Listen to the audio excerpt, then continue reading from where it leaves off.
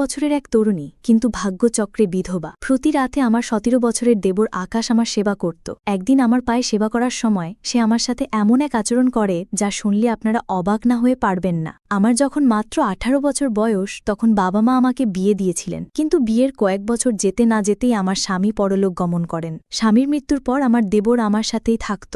যখন আমার বয়স ২০, তখন আমার স্বামীর বয়স ছিল ৪০। আমার বিয়েটা বেশ বয়স্ক একজনের সাথেই হয়েছিল। তিনি আমার চেয়ে বয়সে অনেক বড় ছিলেন। আমি এক দরিদ্র পরিবারের মেয়ে ছিলাম, তাই আমার বাবা মা ভেবেছিলেন যে আমার স্বামীর বয়স বেশি হলেও তার অগাধ সম্পত্তি আমার ভবিষ্যৎ সুরক্ষিত করবে। তারা তার অর্থ ও সম্পদ দেখেই আমার বিয়ে দিয়েছিলেন। বয়সের পার্থক্যটা বড় করে দেখেননি। কিন্তু বিয়ের পর স্বামীর সাথে কয়েক বছর কাটানোর পরেই তিনি হঠাৎ মারা যান। তার মৃত্যুর কারণ ছিল অতিরিক্ত মদ্যপানের ফলে লিভার নষ্ট হয়ে যাওয়া। আমার স্বামী দামি মদের শৌখিন ছিলেন এবং প্রায় বন্ধুদের সাথে বাড়ির বাইরে রাতভর আমোদ প্রমোদেও মেতে থাকতেন। আমি সারাদিন বাড়িতে থেকে নিজের দায়িত্ব পালন করতাম। অনেক সময় আমার মনে হতো, আমার প্রতি যখন স্বামীর কোনো টান বা অনুভূতিই নেই, তাহলে তিনি কেন আমাকে বিয়ে করেছিলেন? বিয়ের পর তিনি কোনোদিন ভালোবেসে আমার সাথে দুটো কথা বলেননি। প্রথম দিনই সাফ জানিয়ে দিয়েছিলেন, দেখো রিনা, তোমার যত টাকার প্রয়োজন হয় আলমারি থেকে নিয়ে নেবে। বাইরের কোনো জিনিসের দরকার হলে বাড়ির চাকরকে বলবে, কিন্তু তুমি কখনো বাড়ির বাইরে যাবে না। আর একটা কথা মনে রাখবে, আমি কখন বাইরে যাচ্ছি বা ফিরছি এসব নিয়ে আমাকে কোনো প্রশ্ন করবে না। এটা আমার সম্পূর্ণ ব্যক্তিগত বিষয়।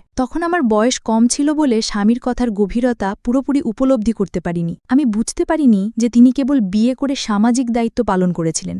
সংসারের প্রতি তার কোনো মনোযোগ ছিল না। এমন নয় যে তিনি আমার সাথে একেবারেই কথা বলতেন না, প্রয়োজনের ভিত্তিতে বলতেন, কিন্তু আমি তার স্ত্রী হিসেবে যে ভালোবাসার সঙ্গ পাবার আশা করছিলাম তা কখনো পাইনি। ধীরে ধীরে যখন আমি এই শূন্যতা অনুভব করতে শুরু করি, তখন আমি আমার বাবা মায়ের সাথে বিষয়টা নিয়ে আলোচনা করেছিলাম। আমি তাদের বলেছিলাম যে আমি টাকা পয়সা স্বাচ্ছন্দ্য পেলেও স্বামীর ভালোবাসার সুখ পাইনি। আমার কথা শুনে বাবা মা আমাকে বোঝাতেন, দেখ মা, ভালোবাসার চেয়ে টাকা অনেক বেশি মূল্যবান। আমাদের বাড়িতে তুই তো দেখেছিস কি ভীষণ অভাব ছিল, তোদের আমি দুবেলা পেট ভরে খাওয়াতেও পারতাম না, কিন্তু যেখানে তোর বিয়ে হয়েছে সেখানে অন্তত অর্থের অভাব নেই। তোর ওই বড় ঘরে বিয়ে হয়েছে বলেই আজ আমরাও দুবেলা খেতে পারছি। তাই এসব ছোটখাটো ব্যাপার নিয়ে মন খারাপ করিস না। তারা এসব বলে আমাকে সান্ত্বনা দিয়ে শ্বশুরবাড়িতে পাঠিয়ে দিত, কিন্তু আমার মনের কষ্টটা তারা কখনো বুঝতে চেষ্টা করেননি। টাকা পয়সা দিয়ে ভালো খাবার কেনা যায়, কিন্তু ভালোবাসা বা স্নেহ তো কেনা যায় না। তবে একটা বিষয় ভালো ছিল, আমার স্বামী বিয়ের পর থেকে আমার দরিদ্র বাবা মাকে প্রতি মাসে অর্থ দিয়ে সাহায্য করতেন। এজন্য আমি মনে মনে খুশি হতাম যে তিনি অন্তত আমার পরিবারের কথা ভাবেন, কিন্তু আমার প্রতি তার কোনো যত্ন বা দায়িত্ববোধ ছিল না। এভাবেই আমার জীবনটা একঘেয়ে কেটে যাচ্ছিল। আমি ঘরের দায়িত্ব পালন করতাম আর তিনি বন্ধুদের সাথে আমোদ ফুর্তিতে ব্যস্ত থাকতেন। এভাবে কয়েক বছর কেটে যাওয়ার পর যখন আমার স্বামী হঠাৎ মারা গেলেন, আমি তখন একেবারেই একা হয়ে পড়ি। আমার এই অবস্থা দেখে আমার দেবর আকাশ আর বিদেশে ফিরে যায়নি। সে ছোট থেকেই বাইরে পড়াশোনা করত। আমার স্বামী ভালোভাবেই জানতেন যে তার ভাই যদি তার সঙ্গে থাকে তাহলে সেও তার মতো উচ্ছৃঙ্খল হয়ে যেতে পারে। তাই ভাইয়ের উজ্জ্বল ভবিষ্যতের কথা ভেবে তিনি তাকে বাইরেই রেখেছিলেন। আমার শ্বশুর শাশুড়িও বহু আগেই মারা গিয়েছিলেন। এদিকে আকাশের বয়স ১৮ হলেও তাকে দেখে বোঝার উপায় ছিল না। তার সুঠাম স্বাস্থ্য ও পেশিবহুল চেহারা দেখে তাকে ২৭-২৮ বছরের যুবক মনে হতো। আকাশ আসার পর ধীরে ধীরে আমি বুঝতে পারলাম, এতদিন ধরে আমি স্বামীর কাছে যে ভালোবাসাটা আশা করছিলাম সেটা যেন আমার দেবর আমাকে দিচ্ছিল।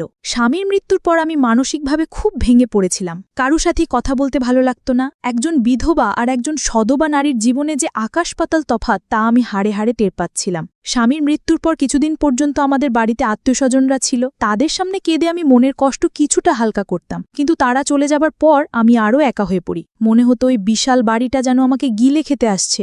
আমার স্বামী আমাকে ভালোবাসতেন না ঠিকই, কিন্তু তার সাথে থাকার একটা অভ্যেস হয়ে গিয়েছিল।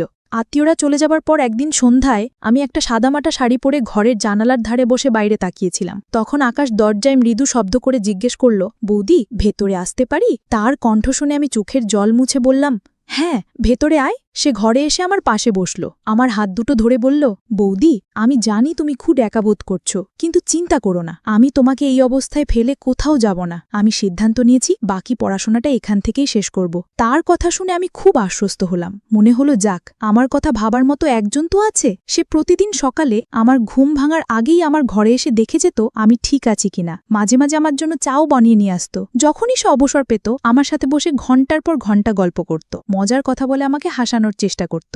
আমি যখন দুশ্চিন্তায় থাকতাম, আমার মাথায় যন্ত্রণা হলে সে আমার মাথা টিপে দিত। আমি তাকে বারণ করলে সে মায়াভরা কণ্ঠে বলতো, বৌদি, তোমার উপর কি আমার কোনো অধিকার নেই? আমি কি তোমার একটু সেবা করতে পারি না? তার এই আন্তরিক কথায় আমি আর তাকে বাধা দিতে পারতাম না। এভাবেই দিন কাটতে লাগলো এবং আমার দেবর আমার খুব কাছাকাছি আসতে শুরু করলো। ধীরে ধীরে আমি বুঝতে পারছিলাম যে আকাশ আমার প্রতি অত্যন্ত যত্নশীল। এই অনুভূতিটা আমার ভেতরটাকে নাড়িয়ে দিচ্ছিল, কারণ আমি ঠিক এই ভালোবাসাটাই একদিন আমার স্বামীর কাছে চেয়েছিলাম। আকাশের সাথে যতই দিন কাটছিল, আমি ততই অজান্তে তাকে পছন্দ করতে শুরু করেছিলাম। কিন্তু একটা সময় আমার মনটা এমনভাবে ভেঙে যাবে তা আমি কল্পনাও করতে পারিনি। আসলে দোষটা সম্পূর্ণ আমারই ছিল। আমি একবারও ভেবে দেখিনি যে আকাশ আমার চেয়ে বয়সে ছোট আর আমি তার চেয়ে বড়। আমি কি করে এত বড় একটা ভুল করতে যাচ্ছিলাম? তার আমার প্রতি শ্রদ্ধা, যত্ন আর ভালোবাসাকে আমি অন্য কিছু ভেবে বসেছিলাম। সে কি সত্যি আমাকে তার দাদার বিধবা স্ত্রী হিসেবে দেখত, নাকি এর পেছনে অন্য কোনো অনুভূতি ছিল? তা আমি বুঝতে পারছিলাম না। আমার খাওয়া দাওয়ার থেকে শুরু করে শারীরিক সুস্থতা সবকিছুর খেয়াল সে রাখত। এতে আমি তাকে অন্য চোখে দেখতে শুরু করি এবং তার প্রতি আমার প্রত্যাশা বাড়তে থাকে। স্বামীর মৃত্যুর পর দুশ্চিন্তার কারণে আমাকে নিয়মিত ওষুধ খেতে হতো। সেই ওষুধও আকাশ আমাকে নিজের হাতে খাইয়ে দিত। সেই সবসময় বলতো, বৌদি, নিজের শরীরের যত্ন নাও, ঠিকমতো না খেলে তো শরীর আরও ভেঙে পড়বে। দাদাকে তো আমি হারিয়েছি, তোমাকে কোনোভাবেই হারাতে চাই না। তার মুখ থেকে এমন কথা শুনে আমি তাকে অন্যরকম ভাবতে শুরু করেছিলাম। আমার মনের অনুভূতিগুলো ভালোবাসার দিকে মোড় নিচ্ছিল। এভাবে প্রায় ৩-৪ মাস কেটে যাওয়ার পর আমি আমার ১৮ বছরের দেবরের জন্য নিজেকে নতুন করে সাজাতে শুরু করেছিলাম। আমার স্বামী তো কখনো আমার দিকে সেভাবে তাকায়নি, তাই আকাশের কাছ থেকে এত যত্ন পেয়ে আমি তাকে মন দিয়ে ফেলেছিলাম। পরিস্থিতি এমন হয়েছিল যে আকাশ আমার সামনে এলেই আমি লজ্জায় লাল হয়ে যেতাম। তাকে আকর্ষণ করার জন্য আমি সুন্দর করে সেজেগুজে থাকতাম। আমি সেজে থাকলে সে বলতো, বৌদি, তুমি এভাবেই সেজেগুজে হাসি খুশি থেকো, আমি তোমাকে সব সময় হাসি খুশি দেখতে চাই। সে বুঝতেও পারেনি যে আমি তাকে ভালোবেসে ফেলেছি। আমার দেবরের স্নেহ আর ভালোবাসা পাওয়ার জন্য আমি ভুল পথে হাঁটতে শুরু করেছিলাম। তার সান্নিধ্য পাওয়ার আশায় আমি নানা ছলনার আশ্রয় নিতে শুরু করেছিলাম। সে আমার যত্ন নিত, কিন্তু সেটা শ্রদ্ধার ছিল। আমি যা ভাবছিলাম তা নয়। তার পবিত্র যত্ন আর ভালোবাসাকে আমি ভুল বুঝতে শুরু করেছিলাম। সেদিন আমি মনে মনে ঠিক করলাম, অনেক হয়েছে লুকোছুরি। এবার আমি তাকে সরাসরি আমার মনের কথা জানাব যে আমি তাকে ভালোবাসি এবং তার সাথেই বাকি জীবনটা কাটাতে চাই। সেদিন আকাশ বাড়ি ফিরলে আমি ইচ্ছে করে অসুস্থতার ভান করলাম। বললাম, আমার সারা শরীরে খুব ব্যথা, আমি বিছানা থেকে উঠতেও পারছি না। আমার উদ্দেশ্য ছিল তার মনোযোগ আকর্ষণ করা। আমি যখন তাকে ব্যথার কথা বললাম, সে রান্নাঘর থেকে এক বাটি তেল গরম করে নিয়ে এলো। ঘরে এসে বলল, বৌদি, তুমি শান্ত হয়ে শুয়ে থাকো, আমি তোমার পায়ে মালিশ করে দিচ্ছি, দেখবে ব্যথা কমে গেছে। আমি মনে মনে খুব খুশি হলাম। ভাবলাম, সেই যখন আমার সেবা করবে তখন নিশ্চয়ই আমার প্রতি আকৃষ্ট হবে। আমি তাকে নিজের দিকে টানার জন্য আগে থেকে সেজেগুজে প্রস্তুত ছিলাম। আকাশকে দেখে আমি কাতস্বরে বললাম, আমার শরীরে খুব যন্ত্রণা হচ্ছে, তুমি যদি একটু সেবা করে দাও তাহলে খুব আরাম পাব। আমার এই মিথ্যে কষ্ট দেখে সে আমার পাশে বসে আমার পায়ে আলতো করে তেল মালিশ করতে লাগল। তার স্পর্শে আমার ভীষণ আরাম হচ্ছিল এবং আমি মনে মনে অন্য এক জগতে হারিয়ে যাচ্ছিলাম। আমি ঠিক করে ফেলেছিলাম, আর দেরি না করে এবার তাকে আমার মনের কথাটা বলেই ফেলব। কিন্তু ঠিক সেই মুহূর্তে আমার পায়ের তলার মাটি যেন সরে গেল।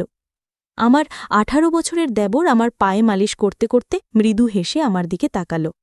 তারপর মাথা নিচু করে বলল, বৌদি, আমি তোমাকে একটা কথা বলতে চাই। অনেকদিন ধরেই ভাবছি কথাটা তোমাকে বলবো। তার কথা শুনে আমি উত্তেজনায় অপেক্ষা করছিলাম। ভাবছিলাম সেও নিশ্চয়ই আমাকে ভালোবাসে এবং সেটাই এখন বলবে। সে আমার দিকে তাকিয়ে মুচকি হাসছিল। তখনই আকাশ আমাকে বলল, বৌদি, আমি যে কথাটা বলবো সেটা শুনে তুমি রাগ করবে না তো? আমিও তার দিকে তাকিয়ে মৃদু হেসে বললাম, না, রাগ করব কেন? তোর যা বলার আছে মন খুলে বল, আমি তো তোর মনের কথা শোনার জন্যই অপেক্ষা করছি। তখন আকাশ বলল, বৌদি, আমি পিয়া নামের একটি মেয়েকে খুব ভালোবাসি এবং তাকে বিয়ে করতে চাই, কিন্তু তোমার অনুমতি ছাড়া আমি তাকে বিয়ে করতে পারব না, কারণ আমি তোমাকে মায়ের মতো শ্রদ্ধা করি, তাই আমি তোমার এত যত্ন নিই। মায়ের মতো বৌদির আশীর্বাদ না পেলে আমি আমার পছন্দের মেয়েকে বিয়ে করতে পারব না। আমি মন থেকে তোমার আশীর্বাদ চাই। তার মুখ থেকে এই কথাগুলো শোনার পর আমার মাথা ঘুরে গেল।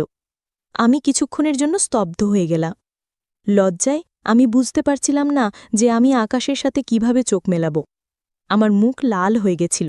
আমি স্বপ্নেও ভাবতে পারিনি যে আকাশ আমাকে মায়ের মতো মনে করে আমার সেবা যত্ন করত, আর আমি তার সেই পবিত্র ভালোবাসাকেই ভুল বুঝেছিলাম। তার কথা শুনে আমার চোখ দিয়ে জল গড়িয়ে পড়ল। আমার চোখের জল দেখে সে তাড়াতাড়ি আমার চোখের জল মুছে দিয়ে বলল, বৌদি, তুমি কাঁদছ কেন? তুমি কি চাও না আমি পিয়াকে বিয়ে করি? আমার কোনো কথাই যদি তুমি কষ্ট পেয়ে থাকো তাহলে আমাকে ক্ষমা করে দিও। তখন আমি তার কাঁধে হাত রেখে জোর করে হেসে বললাম, আরে পাগল, আমি তো খুশিতে কাঁদছি। আমার দেবরটা তো অনেক বড় হয়ে গেছে। তুই যখন বিয়ে করে তোর বউকে বাড়িতে নিয়ে আসবি তখন হয়তো আমাকে আর আগের মতো ভালোবাসবি না, আমার এত যত্ন করবি না। এই ভেবেই হয়তো আমার চোখে জল এসে গেছে। আকাশ তখন আমার হাতটা ধরে বলল, বৌদি, এমনটা কখনোই হবে না। আমি তোমাকে আমার মায়ের আসনে বসিয়েছি। ছোটবেলায় বাবা মারা যাবার পর মা খুব একা হয়ে গিয়েছিলেন, তখন দাদা মায়ের খুব খেয়াল রাখত। আমি দাদার কাছেই শিখেছি। তুমি ছাড়া তো আমার আর কেউ নেই বৌদি। তোমার কিছু হয়ে গেলে আমি তো একেবারে একা হয়ে যাব, তাই আমি তোমাকে কোনোভাবেই কষ্ট দেব না। এই জন্য তোমার অনুমতি নিতে এসেছি। আমি কি আমার পছন্দের মেয়েকে বিয়ে করে এই বাড়িতে আনতে পারি? আমার স্ত্রী এলে তোমাকে আর কোনো কাজ করতে হবে না, সে এই বাড়ির সব দায়িত্ব সামলে নেবে। তুমি এতদিন অনেক কষ্ট করেছ, সে এলে তোমার একাকিত্বও কেটে যাবে। তার কথা শুনে আমার নিজেরই খুব লজ্জা করছিল। আমি যে ছেলেটির কাছে অন্য কিছু পাওয়ার আশায় এত ছলনা করেছিলাম, সে তো আমাকে তার মায়ের সম্মান দিয়েছিল। সেদিন আমি নিজের ভুল বুঝতে পেরে মনে মনে প্রতিজ্ঞা করলাম যে আমি আর কখনো আমার দেবরকে সেই ভুল চোখে দেখব না। তারপর আমি আনন্দের সাথেই তার পছন্দের মেয়ের সাথে তার বিয়ে দিয়ে পিয়াকে এই বাড়িতে নিয়ে এসেছিলাম। এখন আমরা সবাই একসঙ্গেই থাকি। আমিও আমার দেবরকে নিজের ছেলের মতোই স্নেহ করি। আকাশের আমার প্রতি ভালোবাসাটা যেহেতু মাতৃস্নেহের মতো ছিল, তাই আমি আর কোনোদিন তাকে আমার মনের কথা জানাইনি। আমিও নিজে খুব লজ্জিত ছিলাম। আমি বুঝতে পেরেছিলাম যদি ভুল করে আমি তাকে আমার অনুভূতির কথা বলে দিতাম তাহলে সে হয়তো আমাকে ছেড়ে চলে যেত। আমি কখনোই চাইনি যে আমার ছেলের মতো দেবর, যে আমার এত খেয়াল রাখে, তাকে আমি হারাই। তাই আমি আর কোনোদিন আমার মনে তার প্রতি কোনো গলদ চিন্তা আসতে দিইনি। সেদিন থেকে আমরা সবাই একসঙ্গে মিলেমিশে বসবাস করি। ভালোবাসা তো নানা রকমের হয়।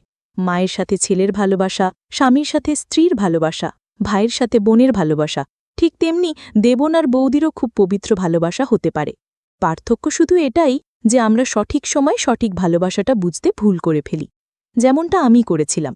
আমি আমার দেবরের পবিত্র ভালোবাসাকে চিনতে পারিনি। বন্ধুরা, আজকের গল্পটি এই পর্যন্তই। গল্পটি তোমাদের কেমন লাগলো কমেন্ট করে অবশ্যই জানাবে। আর এরকম নতুন নতুন গল্প পেতে চ্যানেলটিকে সাবস্ক্রাইব করে পাশে থাকা বেল আইকনটিতে ক্লিক করুন, পরবর্তী কোনো আপডেট যেন মিস না হয়।